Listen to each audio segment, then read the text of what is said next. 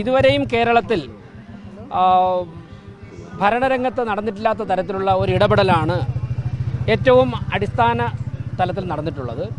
അതായത് panchayat municipal പ്രതിനിധികളെയും corporation കൗൺസിലർമാരെയും ഒരു പ്രധാനമന്ത്രി നേരിട്ട് സംസാരിക്കുക. അതോടൊപ്പം തന്നെ സംസാരിക്കുക എന്ന് പറഞ്ഞാൽ ഭരണപരമായ കാര്യങ്ങളെക്കുറിച്ച് ഇത്രയും നേരം സംസാരിക്കുക.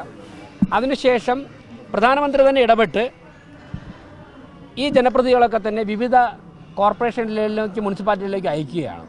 ഇപ്പോൾ 10 സംഘമായി തിരിഞ്ഞ് ഇന്ത്യയിലെ ഏറ്റവും വിജയകരമായ പദ്ധതികൾ നടപ്പിലാക്കി പോകുന്ന 10 കോർപ്പറേഷനുകളിലേക്ക് പോയിരിക്കുകയാണ് കേരളത്തിലുള്ള ജനപ്രതിനിധി. അത് എല്ലാ സംഘത്തിലും തിരുവനന്തപുരം കോർപ്പറേഷനിലെ ആൾക്കാരുണ്ട്. ഇപ്പോൾ ഇന്ന് മധ്യപ്രദേശ് മുഖ്യമന്ത്രിയുമായി ഇന്ന് രാവിലെ തിരുവനന്തപുരം കോർപ്പറേഷനിലെ 3 കൗൺസിലർമാർ ഉൾപ്പെടുന്ന സംഘമാണ് കണ്ടിട്ടുള്ളത്. ഞാൻ ബഹുമാനപ്പെട്ട മധ്യപ്രദേശ് മുഖ്യമന്ത്രിയുമായി ഫോണിൽ സംസാരിച്ചിരുന്നു. മധ്യപ്രദേശിൽ വിജയകരമായ പദ്ധതികൾ നടപ്പിലാക്കിയതിനെക്കുറിച്ച് അവർ പഠിച്ചുകൊണ്ടിരിക്കുകയാണ്.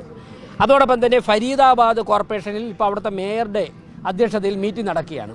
അതിലും തിരുവനന്തപുരം കോർപ്പറേഷനിൽ പോയ 6 കൗൺസിലർമാരുണ്ട്. അപ്പോൾ ഇപ്പോൾ ഗോവയിൽ വിജയകരമായ വേസ്റ്റ് മാനേജ്മെൻറ്റ് നടത്തുന്ന ഒരു കോർപ്പറേഷനാണ്, അവിടെ പോയിട്ടുണ്ട് നമ്മുടെ ഇവിടെ നിന്നുള്ള കൗൺസിലർമാർ. അപ്പോൾ ഇന്ത്യയിൽ വിജയകരമായ സൂററ്റിലുണ്ട്, വഡോദരയിലുണ്ട് വിജയകരമായ പദ്ധതികൾ നടപ്പിലാക്കിയ കോർപ്പറേഷനുകളിലൊക്കെ തന്നെ ഇപ്പോൾ തിരുവനന്തപുരം കോർപ്പറേഷൻ നമ്മളിവിടെ സംസാരിക്കുന്ന സമയത്ത് തിരുവനന്തപുരം കോർപ്പറേഷനിലെ കൗൺസിലർമാർ സന്ദർശനം നടത്തിക്കൊണ്ടിരിക്കുകയാണ്.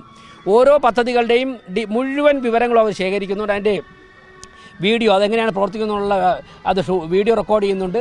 ഇതൊക്കെ അവർ വന്നു കഴിഞ്ഞാൽ ഉടൻ തന്നെ ഞങ്ങൾ തിരുവനന്തപുരത്തുള്ള ഉദ്യോഗസ്ഥരുമായിട്ട് ചർച്ച ചെയ്യും. അതിനുശേഷം ഏതൊക്കെ പദ്ധതികൾ തിരുവനന്തപുരത്ത് നടപ്പിലാക്കാൻ സാധിക്കുമെന്ന് വിലയിരുത്തിയതിന് ശേഷം ഞങ്ങൾ കൺസേൺഡ് മിനിസ്ട്രികളിൽ ബന്ധപ്പെട്ട് നമുക്ക് ആ പദ്ധതി നടപ്പിലാക്കാൻ വേണ്ടി ബഹുമാനപ്പെട്ട പ്രധാനമന്ത്രിയുടെ സഹായം ഉണ്ടാകും. ഇതുവരെയും കേരളത്തിൽ ഇത്തരത്തിലൊരു ഇടപെടൽ നടന്നിട്ടില്ല.